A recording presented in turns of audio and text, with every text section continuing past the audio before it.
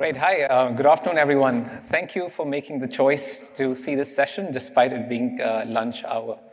We're going to talk about a whole lot of things, of course, confidential computing, and we've moved through the encryption trifecta, encryption at rest, and then moving on to encryption in use, which is confidential computing. And then we're going to talk about some new product announcements, and subsequent to that, confidential space and the privacy sandbox. My name is Sam Lugani. I look after confidential computing in Google Cloud, and with me is Rene, who's the PM lead on confidential space, and Christina, who's going to talk about the privacy sandbox. She leads that space. Great. So privacy and security are center to how we design products. And it's the same for our customers. As we speak to our customers, often enough, these things are top of mind for them. As part of this session today, we're going to present some scenarios that come up very often in our conversations with our customers and give you a blueprint on how to approach these for your own organization. This session is going to be a little different. There's a few slides, but there's a bunch of demos interspersed as we look at those blueprints. So one of the first things that comes up in every customer conversation is the idea that they want the highest level of protection for their keys. And that's especially true if you have data that you can't anonymize or tokenize. So what's the answer there? It's encryption at rest. And we have a few options when it comes to encryption at rest. You can have a cloud-hosted key management system, or KMS, where you can store keys in a cloud service. You can rotate, destroy, create new keys as part of that process. You can also have an HSM where you store and do all cryptographic operations within a hardware security module. That's especially true if you have regulations that you have to work around or specific compliance requirements. So if you need an HSM that's FIPS 3.0 certified, that's the way to go. And then, of course, if you want to create separation between where your keys are stored and where your data is, that's where an EKM comes in, where this is a third-party system that's deployed outside of Google's boundaries. So let's take a quick peek at a demo as to what this looks like in our console. Can we skip? Yeah, perfect. Great. So I'm logged into Pantheon, which is our Google Cloud console. Within this, I'm going to create a new instance type. And as I'm creating this new instance type, there's a few options here. And I see boot disk. Now, as I move over to this boot disk, I can look at the different configurations I have, and there's a few encryption options. There's, of course, default on Google managed encryption key. But in this case, we actually want to have a key that's managed by the customer.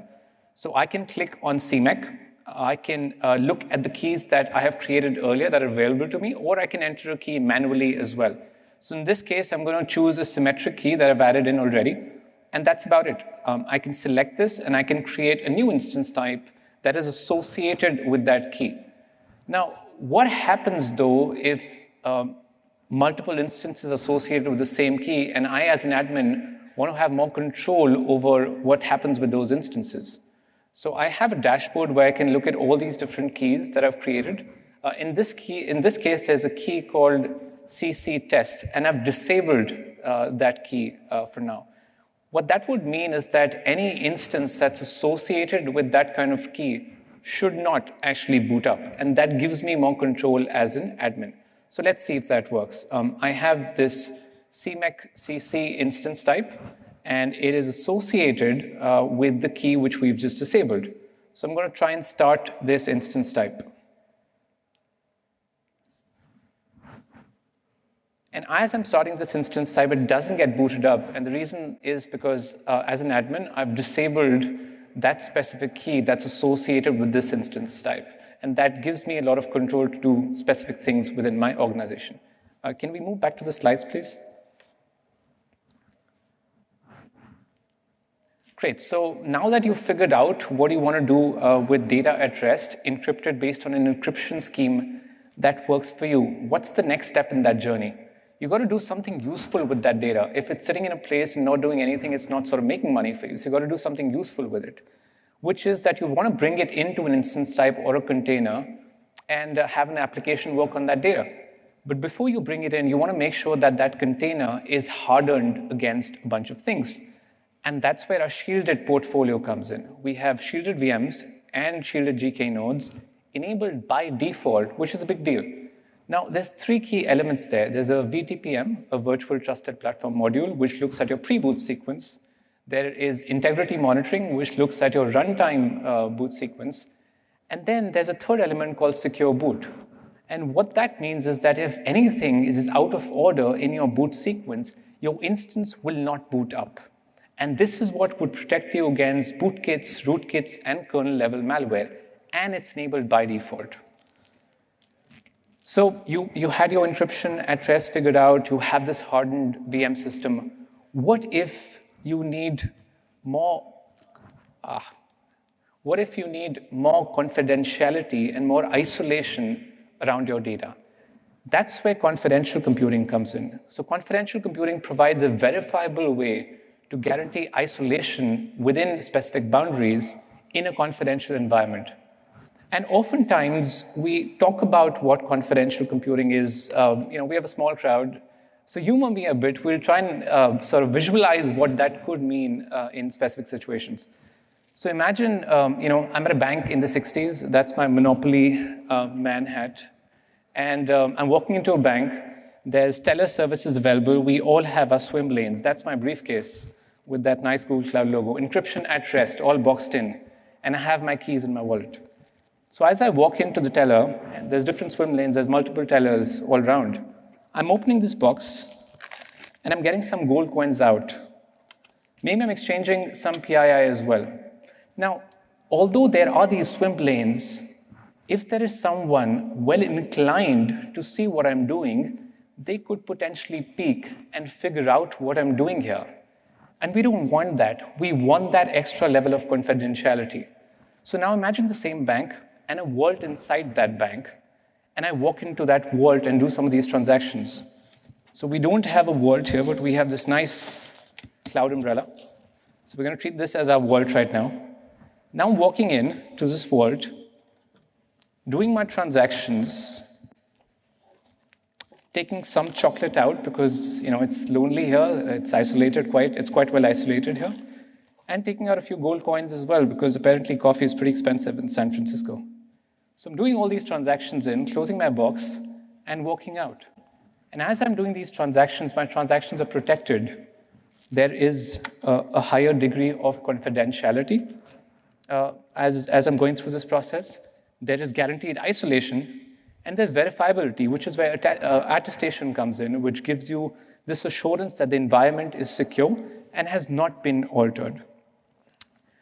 And this is how we look at confidential computing. Now, when we started this journey of confidential computing about 3 years back, there were a lot of options in front of us. I should get rid of this hat, by the way. But there were a lot of options in front of us. And as we spoke to customers, one thing was loud and clear, that customers don't want to compromise between having to make a lot of changes in their workloads or choosing more confidentiality. So the way we've designed this system is that if you're looking at confidential computing and adopting it, there's no code changes that's required. You can bring your applications as they are to VMs or to containers without any code changes because that was loud and clear 3 years back. And we're maintaining that approach as we move forward. The other thing which customers brought to us was that, look, performance is money. We want to make sure that as we are sort of going the confidential computing route, we're not compromising on performance. And we spent a lot of time with our partners engineering how this would work really well and seamlessly. So the performance impact for confidential computing on GCP is absolutely minimal. We have performance briefs that we're happy to share with you. Now, confidential VMs are very similar to regular VMs. There's no code changes again required. And a question we get often is, where are the keys? The keys are in that secure processor. They're generated by the processor. They're handled by the processor. And the memory controller gets access to them, wherein it can decrypt data, put it in the cache, and that way the CPU can execute the instructions coming from the application. These are ephemeral keys generated by hardware. Google or even any customer would not have access to those keys. So we've taken this base confidential VM concept and we've extended it to a lot of different products. So now we have confidential VMs. We have confidential GK nodes, no code changes, lift and shift, minimal performance impact rather. And we have confidential data proc and data flow, which means that if you have streaming analytics requirements and you want to do processing based on batch jobs, you can do that within data flow. Or within data proc, if you're dealing with Hadoop and Spark clusters that are managed, now you can process a bunch of those things within a confidential environment. And of course, there's confidential space that Rene is going to talk about in a bit. So let's move over to the demo. I want to show you how easy, really how trivially easy it is to create a confidential VM. So again, I'm logged into Pantheon. I go to create an instance. There's this magical enable box right here. Now, the moment you click enable, there's a bunch of stuff which is happening in the background. We're automatically picking a region that supports confidential computing. Oh, and by the way, GCP supports confidential computing in more than 80% of its regions globally, which is more than any other cloud provider. We're picking an image that is supported by confidential computing, and we support a vast number of images. And we're also picking the right configuration that will support this process. So all you got to do is click this enable button when you're creating a new instance type. Now, when you go to Kubernetes, the process is very similar. You go to create, pick a standard cluster, and go to security, and there you got it, a single checkbox that can create a confidential GK cluster. So any nodes within this cluster are going to be confidential as well. Or you can have specific nodes which are confidential in an existing cluster. So we give you that flexibility. And as a way to sort of check, I can execute this command. I'm logged in. And it should say that the confidential nodes are enabled as part of this cluster. So it's pretty straightforward. Back to the slides, please.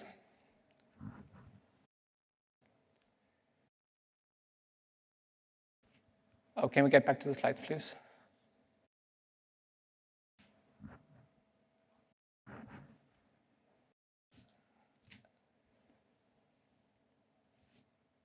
OK, great. So what's the next step in this journey? We've spent a lot of time with our partners, particularly Intel, in evaluating different platforms. As Intel was working on TDX, Trusted Domain Extensions, which supports confidential computing, our eng teams collaborated with them very closely to uncover areas where we could further strengthen the security of their platform. And this is not just a Google thing. We believe in confidential computing to a high degree, and we want to make sure that these benefits are available not just for Google Cloud customers, but for everyone that's using confidential computing. And so we worked with Intel closely. We published this audit at RSA, where we evaluated their systems, uncovered flaws, and we jointly fixed those flaws.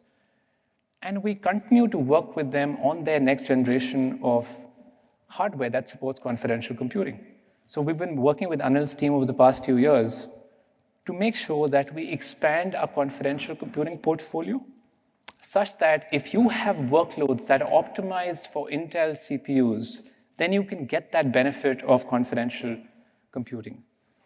So we're very excited to announce that confidential VMs will soon be available in private preview on the C3 machine family that uses the 4th gen Intel Xeon processors, which also supports TDX, or Trusted Domain Extensions. Now, a key feature of this is remote attestation, which is that customers will be able to verify that they're actually in that isolated environment. So you can sign up for this private preview right away. And this is our first Intel-based confidential VM offering, the first of many steps we'll take along the way to make sure that confidential computing is available to a much wider audience across the world. Now, the next topic we want to talk about is how we securely collaborate with multiple untrusted parties. And to talk about that, I want to invite Rene on stage. This is how, be careful. Amazing. Thanks, Sam. Awesome demos and great props. I didn't bring any props with me, unfortunately, so I'll have to try a pantomime or something like that. But Super excited about the Intel TDX preview that's upcoming, and overall about our fantastic collaboration with such amazing partners like Intel, and more to come there for sure. But now I would like to talk about data collaboration without data sharing. And Sam, you should be asking me now, Rene, what are you talking about? How can you collaborate on data without actually sharing it, right? But I'll repeat, data collaboration without data sharing. Specifically, and also actually retaining full data utility that is often lost or diminished when various privacy-enhancing technologies are applied in hashing, tokenization, etc.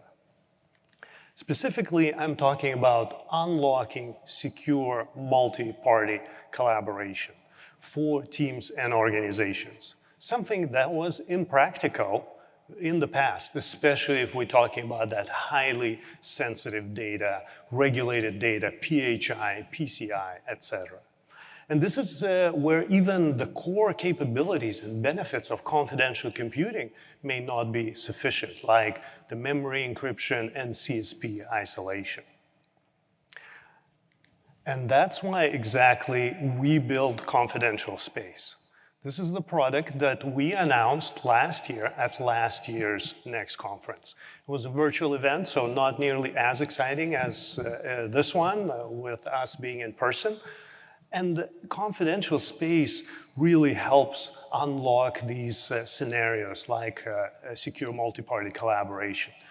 What Confidential Space provides, it creates a secure environment called often Trusted Execution Environment or TE or a secure enclave. And that's where only a trusted workload can access your sensitive data and no one else. Even the operator of the environment cannot access your data. And that unlocks some really cool use cases, and I'm gonna show a few of those to you next. Okay, so let's start simple. We have a data owner and we have data consumer. And the data consumer wants to gain some insights from data owner's data. Data consumer also plays the role of the processing owner or the operator of the environment. Kind of makes sense. They want the insights, so hence they should pay for the processing. And the data owner keeps control over their data. They decide when and which workload through code authorship should be able to access their sensitive data. Okay. So, well, what could be an example, actually, of one of those scenarios? Well, think of a healthcare institution like a hospital, and they have tons of that super sensitive PHI data. And a data consumer could be a research institution, and they want to gain the insights, right? And even though you can see a data consumer, our research institution is also a processing owner, it doesn't mean that they can access data in the clear. They can only gain access to the insights. Okay, let's move to the second scenario. Here, even the data owner moved to the right side, if you can see that. It's about ML model protection, right? We're all excited about AI, ML, and LLMs, right? This is my obligatory AI mention of the presentation. There are valid reasons for that, right? And some of these models really take tens of millions of dollars to develop and train.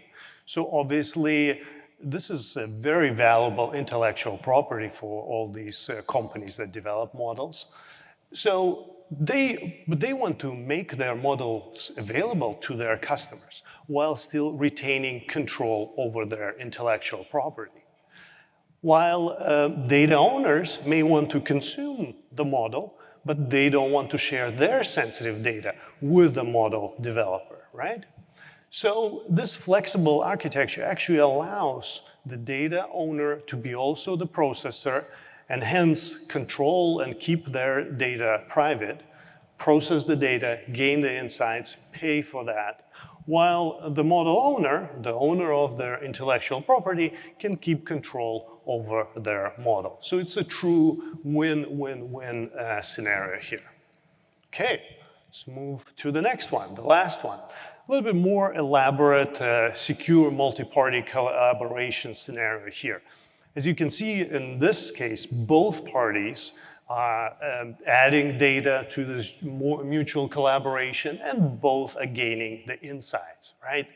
And this can be competitors. Imagine multiple banks looking for fraudulent activity, or insurance companies looking for double-dipping fraud detection, right? Can be also telco, retail, can be ad techs for that matter.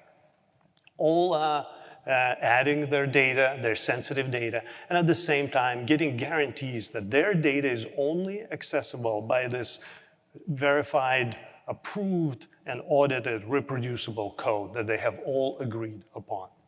And of course, this collaboration is not limited to just two parties. This scales to multiple parties. And finally, you may notice that the data collaborators don't have to be the processing owner or the author of the processing logic either. They can outsource those activities to other organizations that specialize in them. And at the same time, while retaining, through remote attestation, full control over their data and knowing which code is authorized to access their data. Okay, so what is this magical product that supports all of these scenarios and more? Well, again, this is why we build confidential space. This is the product, we call it our trusted execution environment, GCP's TE. It's built on our very robust confidential VM offering that's been out for a number of years. As Sam mentioned already, it supports complete lift and shift. No code modification is required whatsoever. We also see that most of our customers don't notice any performance impact when running in confidential mode. And finally, we provide full TCP/IP networking stack for this environment out of the box. Finally, this is all built on open standards and open source code, ensuring easy product interop. A little bit more details on confidential space and how it's built. Another tenet we had in mind when building confidential space is usability. So it's very easy to use and set up. We provide attestation verify service for our customers out of the box. As I mentioned, we run on top of confidential VMs, and that's where we also provide a specially hardened image that removes things like SSH, and that's done to remove the operator, the admin of the environment, from the trust boundary. So that's how we achieve the operator isolation. And then you run your regular containerized workload on top of that.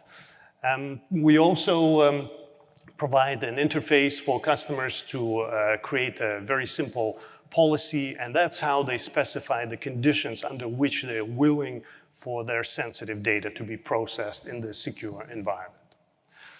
And so overall, it's all about ease of use, open standards, and super easy deployment. Okay? So last time at Next, when we announced confidential space, I showed you a funny demo where multiple people, imagine colleagues or classmates, want to learn who makes more money without actually revealing their actual salaries, right? So a little bit funny example, but gets to the point. You can still find this demo on YouTube as part of last year's Next announcement. But let's look at a different demo. This covers one of the scenarios that I actually described in the prior slides, specifically ML model protection. Okay, let's get this started.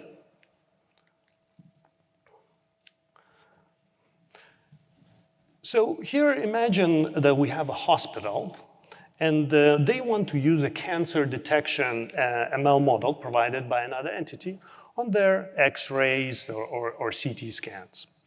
So on the screen, we have kind of a front end that our hospital built for their use of ML model. And the developer of the model allows the hospital to use their model, but only if it's in a trusted execution environment that's properly configured, and only after getting successful attestation guarantees that tell them that it is indeed running in a secure environment and the operator of the environment cannot exfiltrate their data. This way, so now the hospital will select that super sensitive PHI data they want to analyze.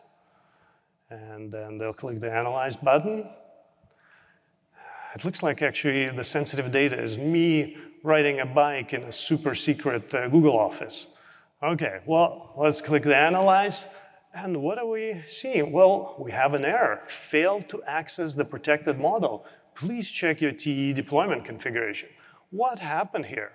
So it looks like there's some issue with the TE configuration itself. Let's first look at what the model owner required from the hospital, how this TE should be configured. Okay, so let's look at the requirements.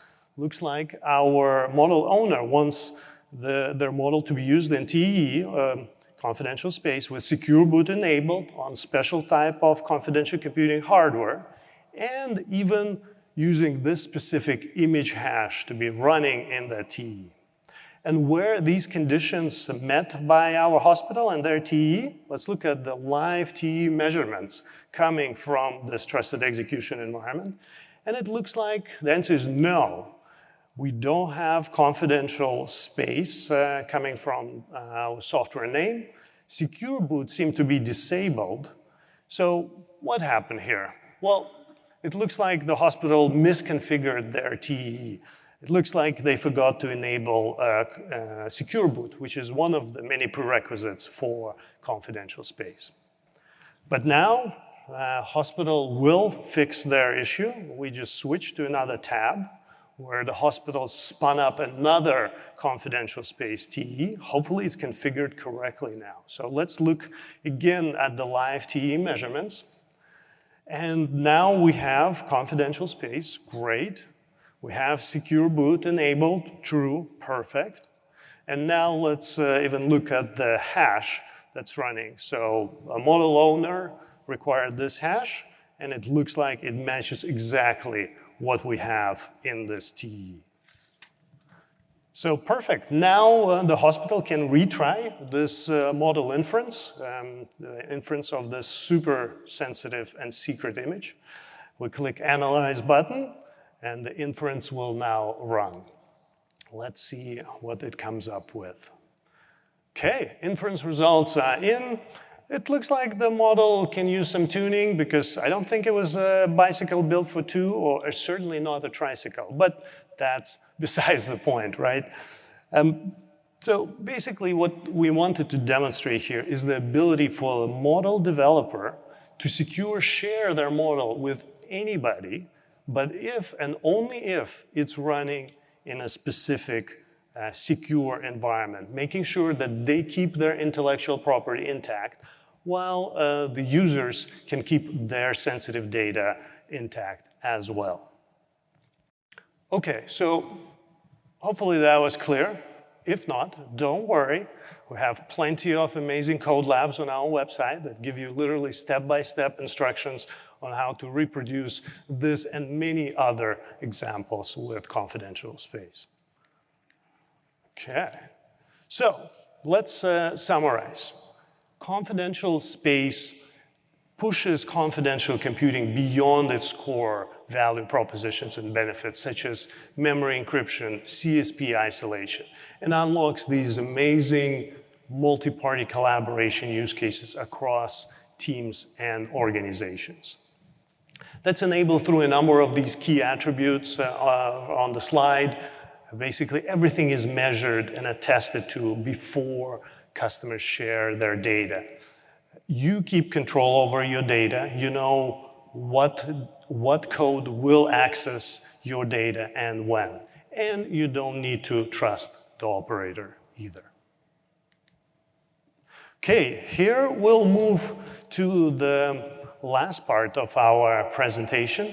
And I'll invite Christina from the Privacy Sandbox team. And that's the team that uses privacy-enhancing technologies like confidential computing, powered trusted execution environments to make the web even more safe and private. Christina, please take it away. Thanks. Thank you so much. Hi, I'm Christina Ilvento. I'm the product lead for measurement in the Privacy Sandbox, which is a collaborative effort across Chrome and Android to keep people's activity private across a free and open internet. I really don't think it's any surprise to this audience that consumers, regulators, and businesses' expectations around privacy are evolving. And these rapid changes in the privacy landscape have prompted businesses to think about the long-term durability and viability of their products. And over the past several years that we've been working on the Privacy Sandbox effort, it's been great to see the level of engagement from the ecosystem in privacy-enhancing technologies. The challenge, of course, is that the digital ecosystem has evolved over the past 20 plus years to rely on third-party cookies and other persistent identifiers to profile users and track them as they move across the web and mobile apps. So, for example, today a third-party cookie might be used to identify a person who has previously interacted with a brand or advertiser website to later show them an ad for that brand's newest product or their newest release. When that person sees the ad, this event is sent back to the ad tech with a persistent identifier, possibly from a third-party cookie. And later on, if that user makes a purchase or visits the brand's website, that purchase event or website visit is again sent back to the ad tech with that same identifier, which allows the ad tech to match up these events and track the user. So when we think about tasks like measuring the performance of an ad campaign, this makes a lot of sense from a technical perspective. Sending out events with persistent identifiers as a key makes it very easy to match and post-process this information later. But the problem is that all of a person's activity across many different sites or apps can be linked in this way, which leads to many privacy challenges. So given these risks, it's our view that these persistent identifiers, whether it's a third-party cookie or some other alternative identifier like an IP address, present a privacy risk that outweighs their benefits to the ecosystem. Now, that being said, just bluntly removing or blocking these technologies without providing a reasonable alternative for ways to deliver relevant advertising and measure its performance could reduce access to information or disrupt the services that we all enjoy as part of the open internet. Even worse, it could result in more opaque tracking workarounds that are even harder for consumers to observe or control. So our aim with the Privacy Sandbox initiative is to work collaboratively with the ecosystem to develop new privacy-centered technologies to support the open web without relying on these persistent identifiers. And we have a wide range of proposals, new technologies, and privacy-focused changes that we've developed, including ways of addressing covert tracking, creating clear cross-site boundaries, and also tools for delivering relevant ads and measuring their performance. Now, how do we do this? Spoiler alert. There's going to be some confidential computing. So before I talked about how an ad tech might choose an ad based on a user's past interactions with a brand or advertiser, and then measure how well that ad campaign is working using a third-party cookie to link up their behavior across the ad view, all the way to visiting the brand's website. And then finally, perhaps making a purchase. Now, with our Privacy Sandbox proposals, we actually take a very different approach. So instead of relying on sending a persistent identifier outside of the browser with each one of these events to be matched and processed later, we instead try to do as much of that matching and processing on the device as possible. So for example, to measure conversion, so if someone sees an ad and then later makes a purchase, the browser can actually match those events on the device. And then before sending that match back to an ad tech, the browser adds noise, may randomly suppress the reports, or create entirely new fake reports to protect the user's privacy. However, there are many instances where being able to extend our computation beyond the device actually enables us to improve system health, or actually allows us to open up new options for different privacy properties and better efficiency in our solutions. Now, the challenge here is, of course, we can't just extend beyond the device without having a way for the browser to be confident that there's no outside access to the data that we're processing, and also for the browser to certify that the code being used to process that data outside of the device is really the code we intend to be using, that it's actually doing the privacy-preserving analyses that we want. So to do this, we naturally turn to technologies like trusted execution environments. And in the next couple of slides, I'll walk through 2 examples of how our proposals leverage trusted execution environments. All right, so the first place that we use trusted execution environments in the privacy sandbox is for aggregating conversion reports across users. This allows us to take advantage of the privacy benefits of aggregation so that we can add less noise to the results while still protecting each individual's browsing data. The aggregation service allows an ad tech to collect encrypted reports from many different users' browsers, not just one at a time, and then process them to learn noisy aggregated insights about campaign-level performance. Because the service runs within a trusted execution environment, the browser is also able to validate that the correct aggregation and noise addition steps are performed to safeguard users' privacy. So let's walk through a typical aggregation workflow for conversion measurement. So let's imagine that a user saw an ad in their browser for a given ad campaign, and then later made a purchase. The browser will handle matching the ad view to the conversion event on the device, and then creates an aggregatable report containing the matched conversion data, like the purchase category and purchase dollar amount, as well as perhaps the ad campaign from the ad that the user originally saw. This report is then encrypted before it's sent back to the ad tech. Now, the ad tech collects these aggregatable reports and assembles them into batches. For example, maybe all of the conversions for a given advertiser on a given day, and then sends them to the aggregation service. And the only way that the ad tech can actually analyze the contents of those encrypted reports is to use the aggregation service, which runs an approved version of the aggregation logic in a trusted execution environment. So decryption keys will only be released to trusted execution environments that are running an approved version of that aggregation logic.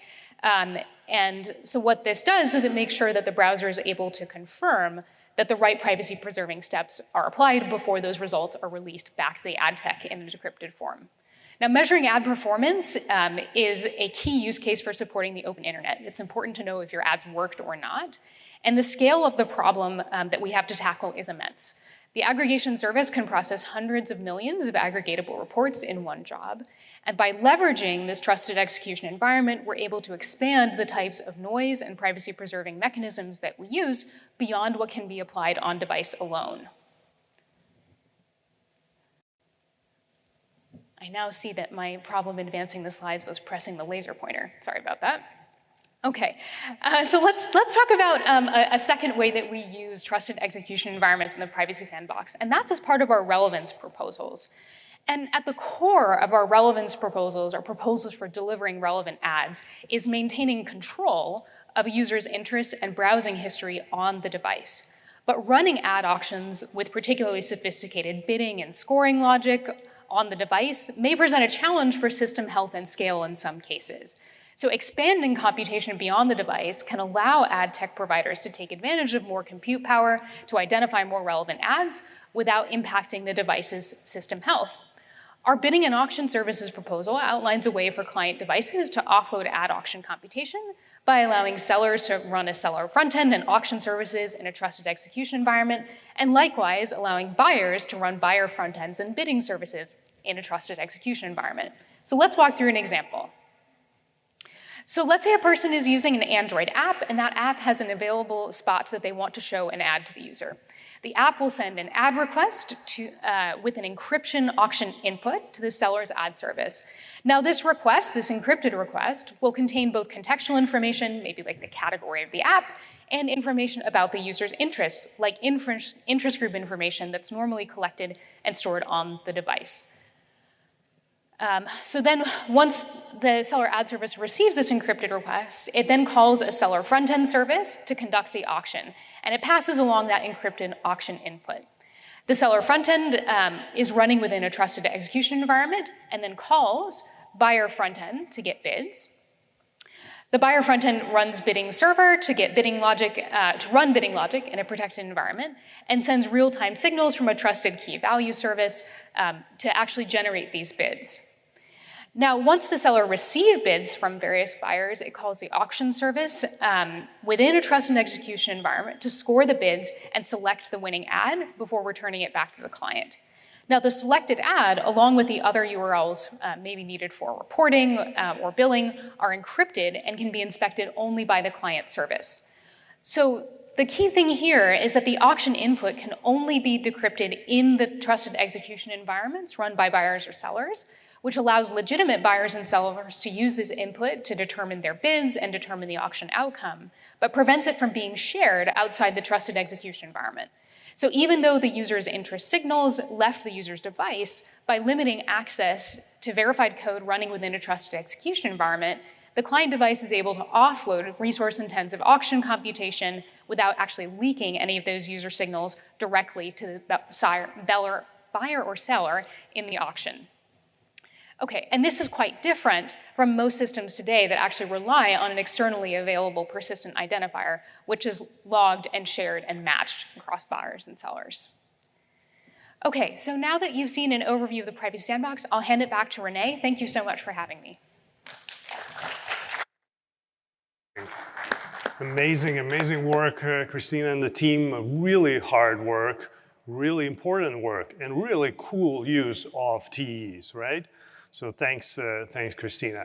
And in fact, confidential space is one of the privacy-supported TEs, and we already have a number of ad techs today testing Privacy Sandbox on GCP. And we look forward to collaborating with many, many more ad techs as the ads world is preparing for this change, planned change of deprecation of third-party cookies.